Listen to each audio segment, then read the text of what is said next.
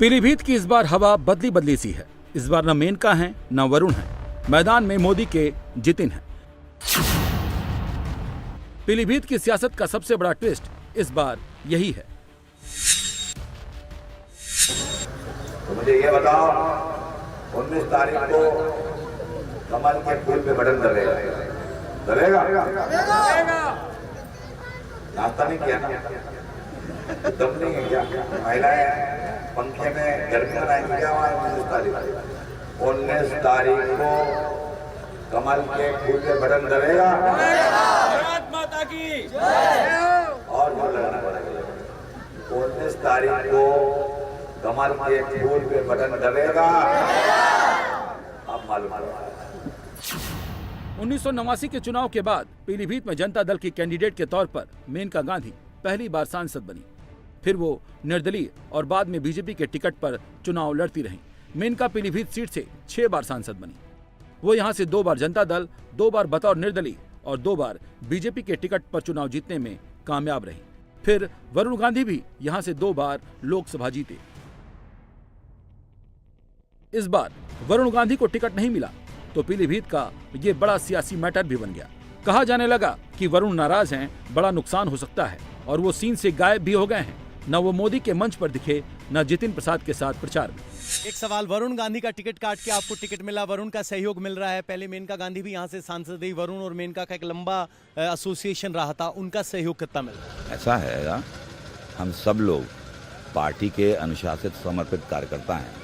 Party विभिन्न मुद्दों को देखते हुए, विभिन्न पहलुओं को देखते हुए निर्णय लेती है और जब पार्टी निर्णय ले लेती है तो सबको मान्य होता है और सभी पार्टी के आदेशों का पालन करते हैं। ये बात तो सही है, बीजेपी में पार्टी की लाइन ही खाता और बही है। मेनका गांधी भी सुल्तानपुर चुनाव जाकर लड़ रही हैं, वरुण पर वो भी पार्टी के आदेश की ही बात कर रही हैं। रही बात जितिन प्रसाद की, तो दिल्ली से मोदी और लखनऊ से योगी की कृपा उन पर बनी हुई है। जब देश मजबूत होता है तो दुनिया उसकी सुनती है। आप मुझे बताइए, दुनिया में भारत का डंका बज रहा है कि नहीं बज रहा है? चारों तरफ डंका बज रहा है कि नहीं बज रहा है? दुनिया के हर कोने में डंका बज रहा है कि नहीं बज रहा है? ये कैसे हुआ? ये कैसे हुआ? ये किसने किया? ये कैसे हुआ? किसने किया? किसने किया? किसने किया? आपका जवाब गलत है। ये मोदी ने नहीं किया, ये आपके एक वोट ने किया है। ये आपके वोट की ताकत है। आपके एक वोट से मजबूत सरकार बनी, निर्णायक सरकार बनी, सशक्त सरकार बनी, काम करने वाली सरकार बनी और बीजेपी सरकार ने दुनिया को दिखा दिया कि भारत किसी से भी कम नहीं है। जब मोदी योगी का साथ है और इस बार बीजेपी पर प्रभु राम का भी हाथ है, इसीलिए जितिन प्रसाद को लगता है कि जीत का रास्ता भी बिल्कुल साफ है। देखिए, मुद्दा साफ है कि आदरणीय प्रधानमंत्री जी का 10 वर्ष का कार्यकाल और उनका ट्रैक रिकॉर्ड, जो कहा है वो किया है।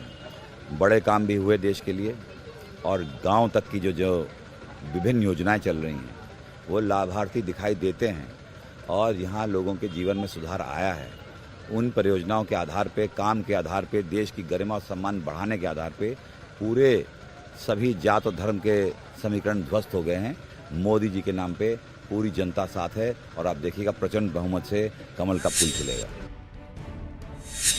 लेकिन पीलीभीत का धर्म जाति का समीकरण तो कुछ और ही कह रहा है। समाजवादी पार्टी को भी स्कोप दिख रहा है और बीएसपी को भी होप लग रहा है। अखिलेश ने बरेली के भगवत सरन गंगवार को प्रत्याशी बनाया है।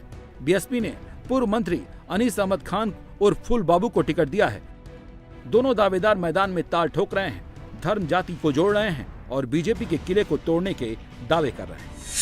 यहाँ पर बीएसपी के उम्मीदवार हैं, वो कह रहे हैं कि बीजेपी ने भी बाहरी उम्मीदवार दिया है और समाजवादी पार्टी ने भी बाहरी उम्मीदवार दिया है। मैं इकलौता हूं जो खुद यहाँ पीलीभीत से हूं। तो क्या यहाँ बाहरी उम्मीदवार का भी कोई मुद्दा हो सकता है? वो हमारे मित्र हैं फूल बाबू, और उनकी पार्टी के साथ में 19 का गठबंधन भी हुआ था।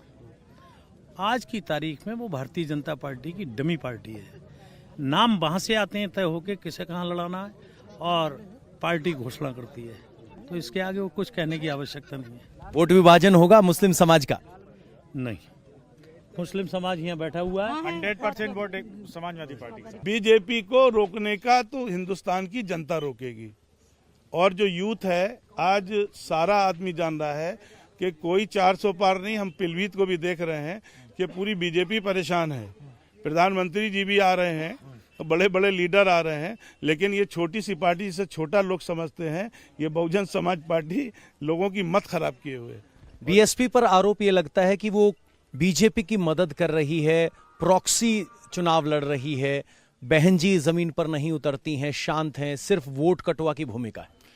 आज इस देश में जितनी भी पार्टियां हैं, जितने भी दल हैं, हर दल का एक अलग स्ट्रेटजी होती है। बहन जी का कैडर पूरा क्षेत्र में काम कर रहा है, हमसे अच्छा तो कोई वर्क ही नहीं कर रहा है। जहां तक बीजेपी की भी टीम का सवाल है, आप हिस्ट्री उठाकर देख लो, सब लोग गवाह हैं कि जब जब बहुजन समाज पार्टी पावर में रही है तो बीजेपी का ग्राफ सबसे नीचे आया है, और हमसे बीजेपी ने कभी सत्ता नहीं छीनी। हमसे छीनी है समाजवादी पार्टी ने, वो भी हमारे मुस्लिम वोट लेकर हमसे सत्ता छीन लिया। और फिर सपा से सत्ता किसने छीनी है? वो बीजेपी ने छीनी है, और फिर वो बहुत उछाल ऊपर मारती है। तो सही इलाज बहुजन समाज पार्टी ही बीजेपी का करेगी, और बीएसपी ही जो है वही मेन पार्टी है जो बीजेपी को इस देश में हरा सकती है।